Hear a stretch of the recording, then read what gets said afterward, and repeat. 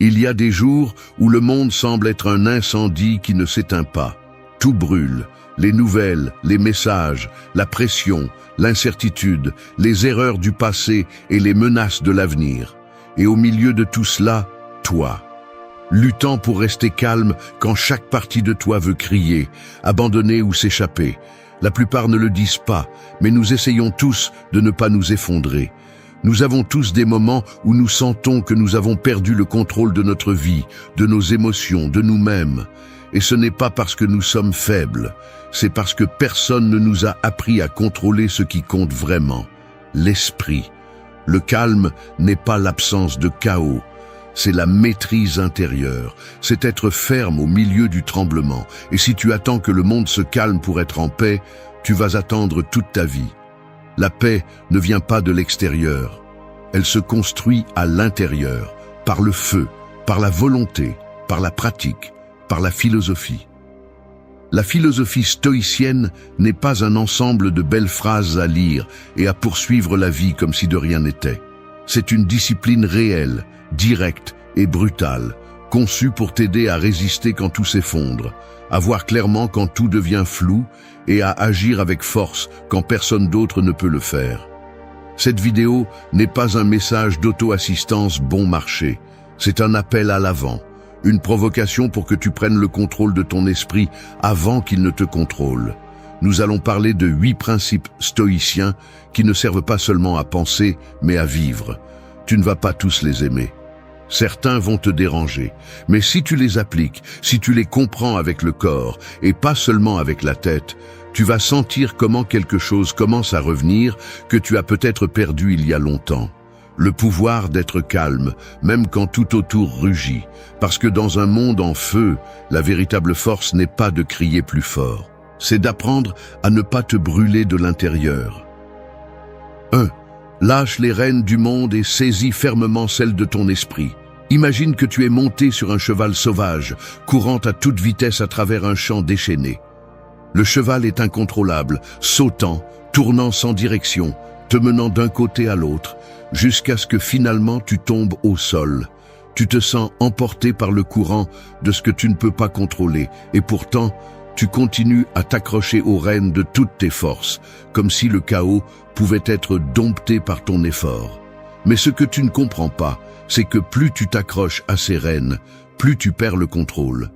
Le cheval t'entraîne parce que tu n'as pas compris que la seule chose que tu peux contrôler, la seule chose qui t'appartient vraiment, c'est ton propre esprit. La vie est ce cheval sauvage. Elle est pleine de situations que tu ne peux pas prévoir, d'émotions débordantes, de facteurs externes qui essaient de t'entraîner. La vérité est que, aussi fort que tu essaies, tu ne peux pas contrôler tout ce qui se passe autour de toi. Tu ne peux pas arrêter le flux des événements. Tu ne peux pas empêcher les autres de prendre des décisions qui t'affectent. Tu ne peux pas contrôler les crises, les mauvaises nouvelles, les moments d'incertitude ou le comportement imprévisible des autres. Mais ce que tu peux contrôler, ce qui est à ta portée, c'est ta réaction à tout cela. C'est là que réside le pouvoir, dans la gestion de ton esprit lorsque tout le reste devient incontrôlable. Dans le stoïcisme, ce principe est clair. La seule chose que tu peux vraiment maîtriser est ton propre esprit. Et lorsque tu lâches les rênes du monde, que tu arrêtes de lutter contre ce que tu ne peux pas changer et que tu te concentres sur ce qui est sous ton contrôle, tu commences vraiment à gagner. La clé est de se rappeler qu'il ne s'agit pas de maîtriser le chaos extérieur, mais de maîtriser ta réaction interne face à ce chaos. C'est ce qui fait la différence entre la paix et le désespoir, entre le calme et l'anxiété. L'esprit humain a la capacité de créer sa propre tempête. Si tu laisses la confusion externe entrer dans ton esprit, la guerre en toi sera encore plus destructrice que tout conflit à l'extérieur de toi. Les stoïciens le savaient bien. Ce qui se passe à l'extérieur n'est pas ce qui détermine ton état interne. C'est toi qui, en t'accrochant à des pensées et des émotions qui te déstabilisent, permets à tout de te submerger.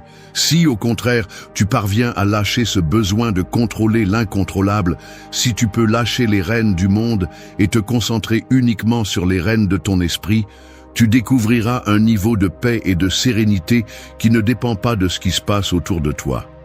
Lâche le besoin d'avoir des réponses immédiates, de contrôler chaque détail, de chercher des certitudes là où il n'y en a pas. En acceptant l'incertitude, en libérant ton esprit de la pression de vouloir que tout s'emboîte, tu ouvres l'espace pour le calme. Il ne s'agit pas d'être indifférent, mais de prendre conscience que, finalement, la seule chose qui est sous ton contrôle est ta façon de penser. Et si tu gères ton esprit avec clarté et sérénité, le reste perd son pouvoir sur toi. La première étape pour y parvenir est de se rappeler que, même si le chaos est autour de toi, tu peux choisir comment le percevoir. Le calme ne se trouve pas dans l'absence de problèmes, mais dans ta capacité à voir ces problèmes pour ce qu'ils sont. Inévitables, mais gérables si tu décides de te concentrer sur ce que tu peux faire. Ne lutte pas contre le chaos, n'essaie pas de freiner ce qui est déjà en mouvement. Au lieu de cela, embrasse ce qui est, accepte l'imperfection et donne le meilleur de toi dans ce que tu peux contrôler. Lâche les rênes du monde. Ne les prends pas pour sauver les autres, ne les prends pas pour échapper à ce qui te dérange, et ne les prends pas avec l'illusion que tu peux tout contrôler. Les rênes sont dans ton esprit.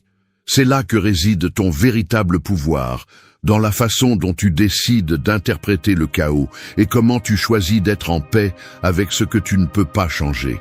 C'est ce que les grands stoïciens nous ont enseigné et ce que nous devons appliquer chaque jour pour garder notre calme lorsque le monde semble hors de contrôle. 2. Embrasse l'inévitable et dirige ton énergie vers ce qui dépend de toi. Imagine que tu es debout face à la mer, observant comment les vagues se brisent l'une après l'autre avec force. Tu essaies de les arrêter, mais chaque fois que tu tends la main, la vague est déjà passée. Tu essaies d'éviter l'eau qui te mouille, mais c'est inutile. La mer continue son cours sans s'arrêter. Au lieu de continuer à lutter contre ce que tu ne peux pas contrôler, tu décides d'accepter le flux des vagues.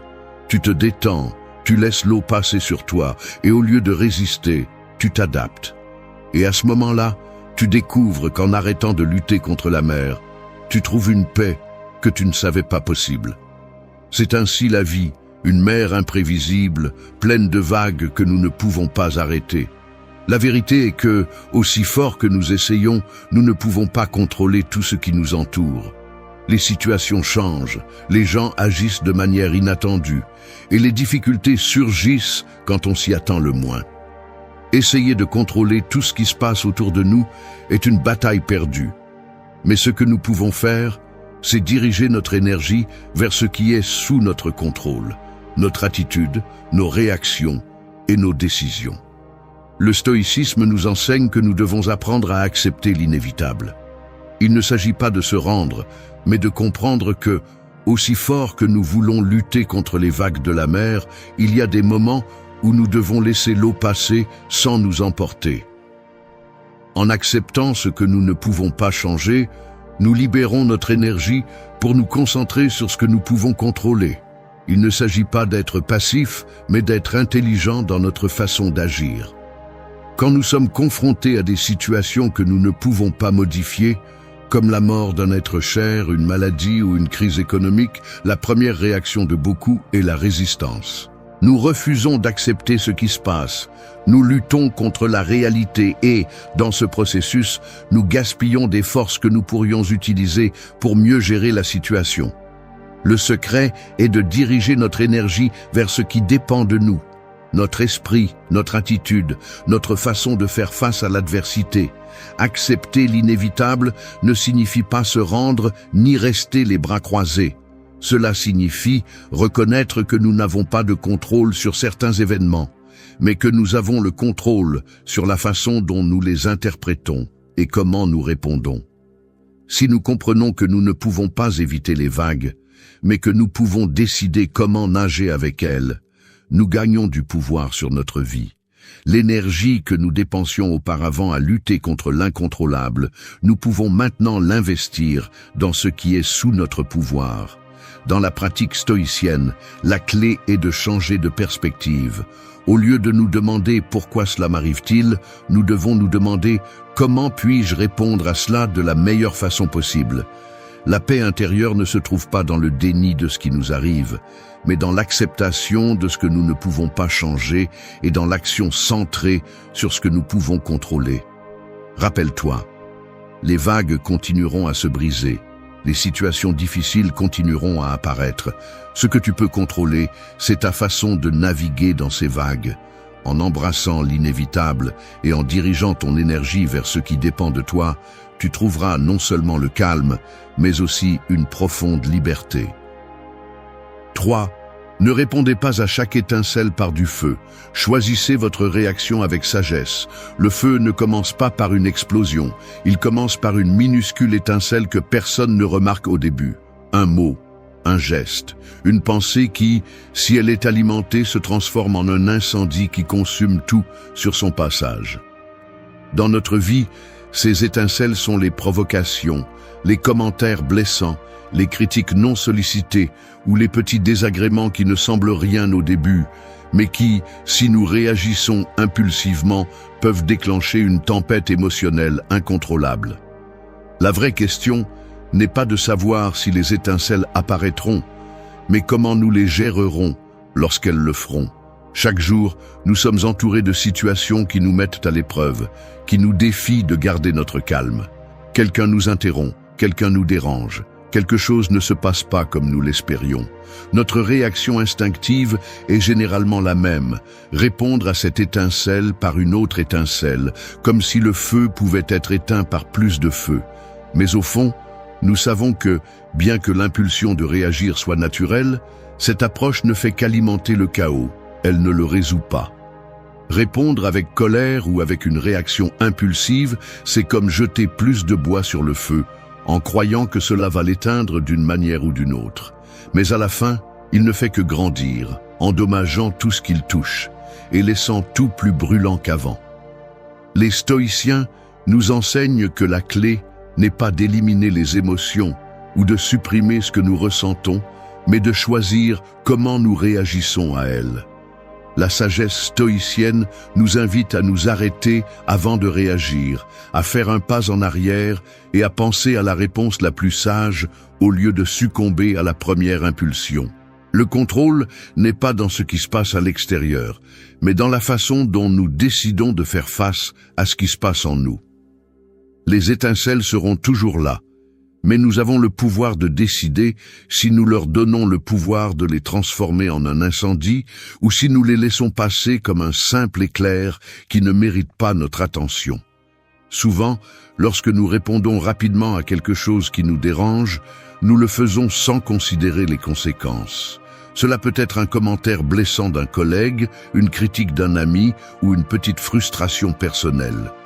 Nous nous laissons emporter par l'émotion du moment et sans nous en rendre compte, nous avons allumé une étincelle qui affecte notre paix intérieure. Mais les stoïciens nous enseignent que, au lieu d'agir impulsivement, nous pouvons faire une pause et prendre une pause mentale avant de réagir. Ce bref espace entre la provocation et notre réponse est où réside le pouvoir. Dans cet espace, nous pouvons prendre le contrôle de nos émotions et, au lieu de réagir, choisir une réponse qui nous rapproche de notre paix intérieure. Le secret n'est pas d'éviter les conflits, mais de savoir comment les gérer. La vie est inévitablement conflictuelle. Les situations difficiles vont surgir, les provocations seront là, mais ce que nous pouvons contrôler, c'est notre attitude envers elles. Le feu de la colère n'éteint pas le feu de la provocation. En fait, nous l'attisons encore plus. En revanche, lorsque nous choisissons notre réponse avec calme, sagesse et contrôle, nous n'apaisons pas seulement le feu en nous, mais nous gardons également le contrôle de notre vie émotionnelle. Ce type d'autocontrôle n'est pas facile. C'est une habitude qui se construit avec le temps, avec la pratique quotidienne de s'arrêter avant de réagir et de réfléchir à ce qui est vraiment en jeu. Il ne s'agit pas d'ignorer nos sentiments, mais d'apprendre à les gérer de manière constructive. La vraie force n'est pas de réagir avec force, mais d'être assez sage pour choisir comment répondre avec calme. 4. Entraîne ton esprit comme si ta vie en dépendait parce qu'elle en dépend. Pense à ton esprit comme si c'était un jardin. Un jardin qui a le potentiel de grandir et de fleurir, mais qui peut aussi se remplir de mauvaises herbes si tu n'en prends pas soin. Imagine que toutes les pensées, émotions et croyances que tu as sont les plantes de ce jardin.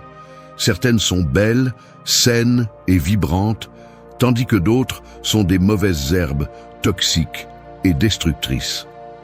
Si tu ne t'occupes pas de soigner et de maintenir le jardin de ton esprit, les mauvaises herbes prendront le contrôle et étoufferont les plantes qui te servent vraiment. Et tout comme un jardin ne se cultive pas du jour au lendemain, ton esprit ne se renforce pas sans un effort constant. Le stoïcisme nous enseigne que, tout comme nous prenons soin de l'extérieur, nous devons entraîner notre esprit tous les jours pour le maintenir en forme. L'esprit est comme un muscle. Plus tu l'exerces, plus il devient fort. Si tu ne l'entraînes pas, si tu le laisses à la dérive, il s'affaiblit rapidement et se remplit de pensées négatives, de peurs irrationnelles et de distractions qui nous éloignent de ce qui compte vraiment. Et tout comme le jardinier qui prend soin de son jardin pour qu'il grandisse de manière saine, toi, en entraînant ton esprit, tu peux créer une vie plus épanouie, centrée et en paix. Entraîner l'esprit n'est pas quelque chose que l'on fait seulement en temps de crise. C'est un processus quotidien, constant, qui nécessite discipline, patience et persévérance. Si tu ne consacres pas de temps à renforcer ton esprit, tu seras à la merci des hauts et des bas émotionnels, des aléas du quotidien et des circonstances externes qui sont hors de ton contrôle. Mais si tu entraînes ton esprit avec la même sérieux que tu entraînerais ton corps, tu verras comment ta capacité à gérer le stress, les émotions et les défis de la vie devient plus solide avec le temps. Chaque jour est une occasion d'entraîner ton esprit. Tout comme un athlète qui s'entraîne pour l'endurance, tu peux entraîner ton esprit pour la résilience. Au lieu d'attendre que les problèmes arrivent pour agir, tu peux te préparer à l'avance, en entraînant ton esprit à maintenir le calme, la clarté et le contrôle, même au milieu de la tempête. Les stoïciens croyaient que la vertu est atteinte par la pratique constante, et c'est exactement ce que signifie entraîner l'esprit. Créer des habitudes de pensée qui te renforcent, qui te donnent la capacité de choisir comment réagir face aux difficultés, et qui te permettent de maintenir la paix intérieure en toutes circonstances. Entraîner l'esprit signifie aussi développer la capacité de voir au-delà de l'immédiat, de prendre du recul émotionnel et d'observer les pensées et les émotions sans s'identifier à elles. Au lieu de réagir impulsivement, tu entraînes ton esprit à faire une pause, à réfléchir et à choisir une réponse consciente et équilibrée. Cela ne signifie pas supprimer les émotions, mais plutôt les reconnaître, comprendre d'où elles viennent et décider comment les gérer de la meilleure façon possible. L'entraînement mental implique également la capacité de discerner ce que nous pouvons contrôler et ce que nous ne pouvons pas. Les stoïciens nous rappellent constamment que nous ne devons pas perdre de temps et d'énergie à nous inquiéter pour des choses qui sont hors de notre contrôle. Au lieu de cela, nous devons nous concentrer sur ce qui dépend de nous, notre attitude, nos décisions et notre façon de réagir.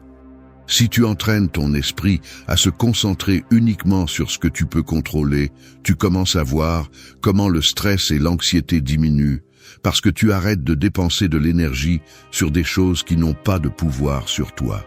L'entraînement mental n'est pas facile, mais c'est le chemin vers une vie plus épanouie, plus centrée et plus libre de l'influence du chaos extérieur.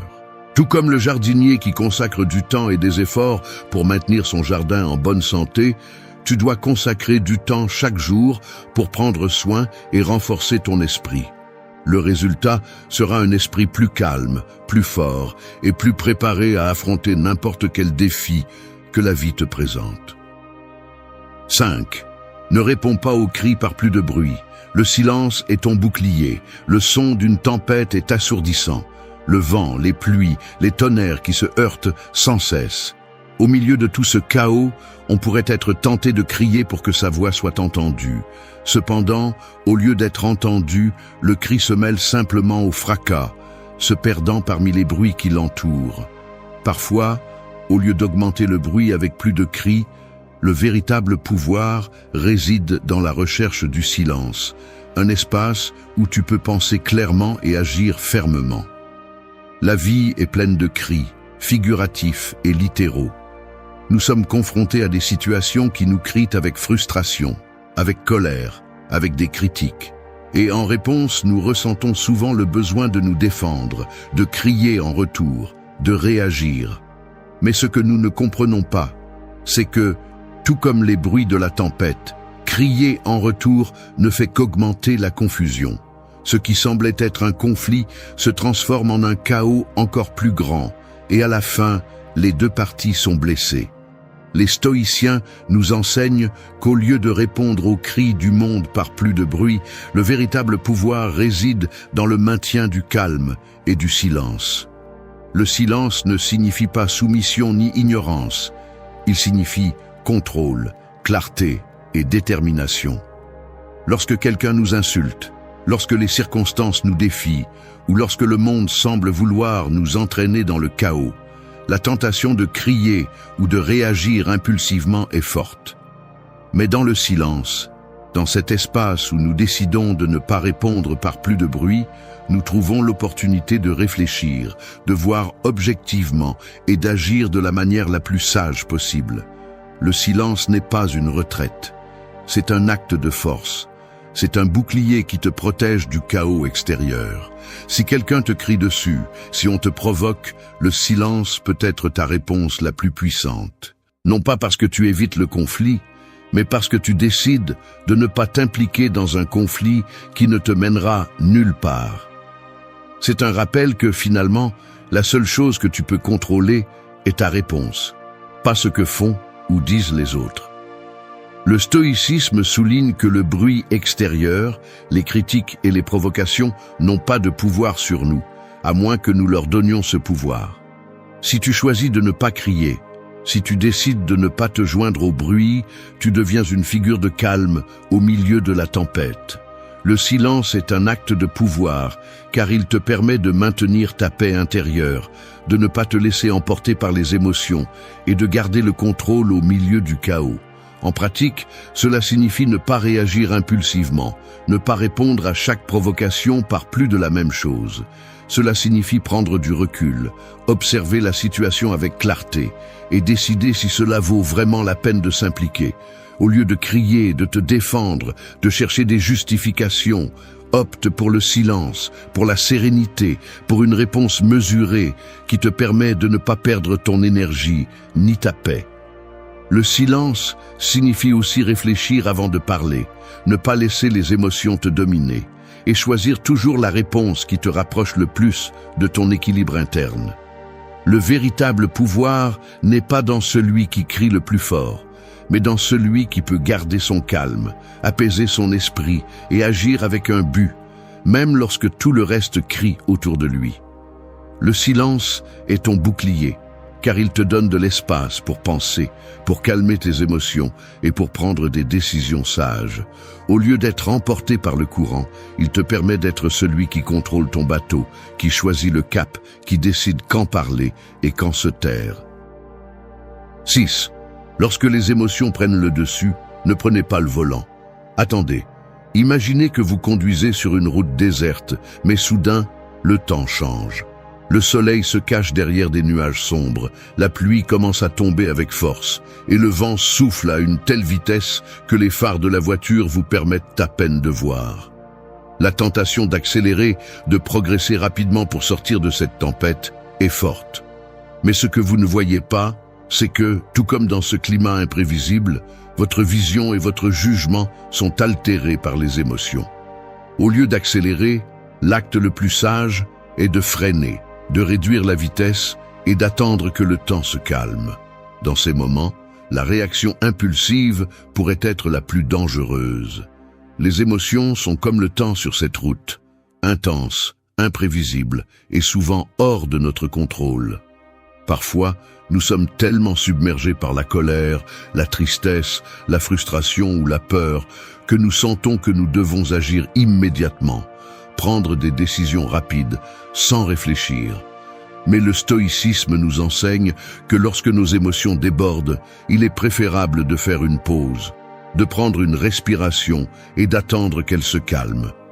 L'esprit obscurci par l'émotion ne peut pas prendre de décisions judicieuses.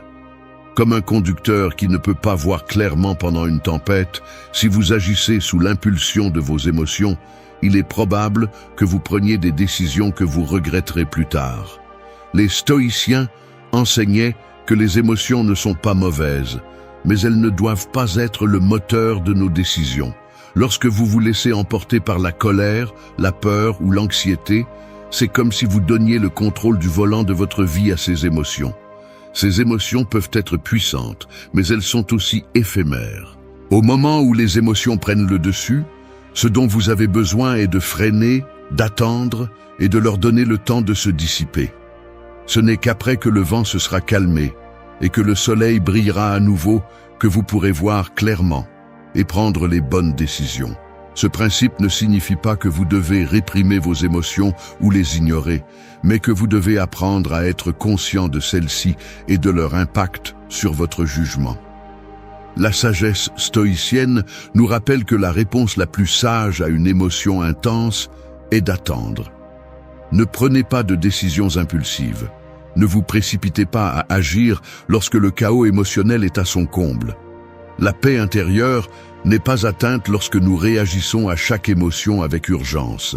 Elle est atteinte lorsque nous choisissons d'être conscients de nos émotions, lorsque nous nous donnons le temps nécessaire pour les laisser se calmer, et, ensuite, agir à partir d'un lieu de clarté et de rationalité. Dans les moments de crise émotionnelle, l'acte d'attendre est une forme d'autoprotection. En ne réagissant pas immédiatement, vous vous protégez des décisions impulsives qui pourraient aggraver la situation. C'est comme si vous vous donniez l'espace pour sortir de l'œil de la tempête, pour vous éloigner de la confusion émotionnelle et regarder les choses avec perspective. Ce n'est que lorsque vos émotions ne gouvernent plus vos pensées que vous pourrez voir clairement et prendre les meilleures décisions. C'est un défi, car les émotions sont intenses et nous poussent à réagir. Mais en pratiquant la patience et l'attente, vous entraînez votre esprit à être plus résilient, à ne pas vous laisser dominer par ce que vous ressentez sur le moment. Au lieu de vous perdre dans la tempête, vous devenez l'observateur, le conducteur qui garde le contrôle même lorsque les émotions agitent le volant. 7. Fais ce qui est juste, surtout quand personne ne regarde. C'est là que se forge ton caractère. Une épée ne se forge pas en public, avec des applaudissements et des spectateurs. Elle se forge dans l'obscurité, dans la chaleur du feu, entre des coups durs et des répétitions silencieuses. L'acier se plie et résiste, mais c'est ce travail caché, invisible au monde, qui détermine sa véritable force. Ainsi se forge aussi le caractère d'une personne. Pas dans les moments visibles, quand tout le monde te regarde et te reconnaît, mais quand tu es seul avec toi-même et que tu décides de faire ce qui est juste, même si personne ne te récompense, même si personne ne t'applaudit, même si personne ne le sait. L'intégrité, c'est faire ce qui est juste même quand tu pourrais ne pas le faire, même quand tu pourrais te justifier, tricher, chercher des raccourcis, céder à la commodité ou agir par convenance. C'est dans ces moments silencieux, sans témoin, que tu montres vraiment qui tu es. Parce qu'il n'y a pas de masque, pas de pression extérieure, pas besoin de plaire. Il n'y a que toi, face à ta propre conscience. Et la conscience ne se trompe pas. Elle sait quand tu as fait ce qui est juste et quand tu ne l'as pas fait. Elle porte la vérité, même si personne d'autre ne la voit. Le stoïcisme ne cherche pas une morale superficielle. Il cherche la cohérence. Les stoïciens croyaient que le caractère se construit dans les petites actions, dans les gestes quotidiens qui semblent sans importance, mais qui forment la base d'une vie pleine de sens. Si tu ne fais ce qui est juste que lorsque quelqu'un te regarde, tu n'es pas vertueux. Tu agis par peur, par image ou par habitude.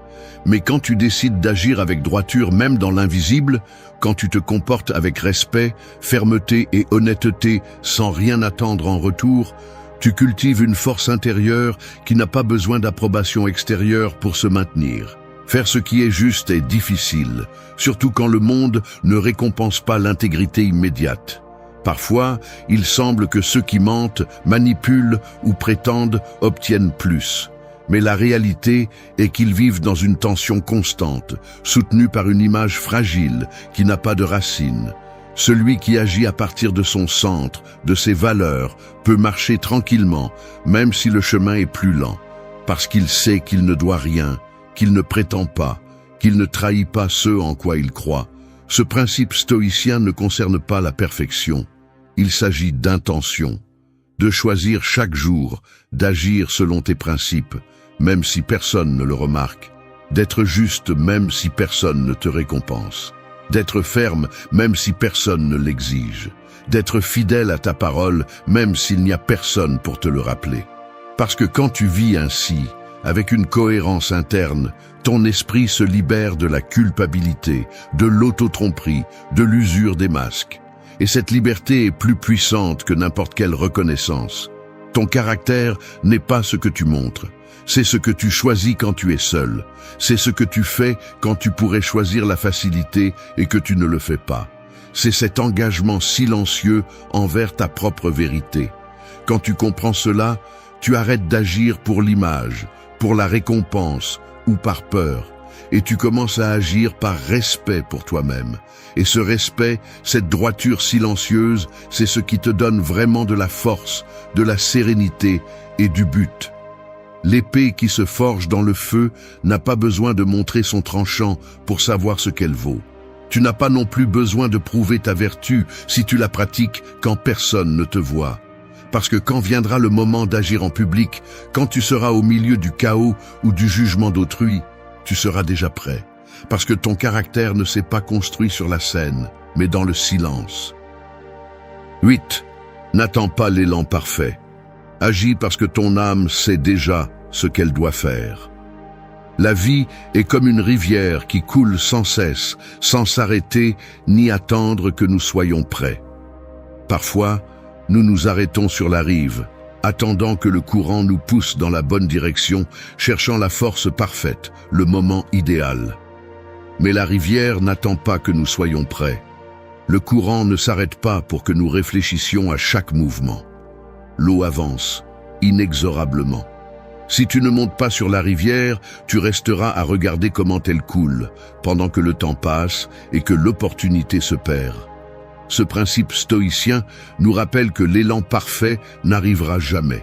Si tu attends d'avoir tout clair, de te sentir complètement prêt ou que les circonstances s'alignent parfaitement, il est probable que tu n'agisses jamais. La vie ne s'arrête pas pour attendre ta préparation. Le moment d'agir est maintenant. Ton âme sait déjà ce qu'elle doit faire. L'instinct, la volonté interne t'a guidé jusqu'ici.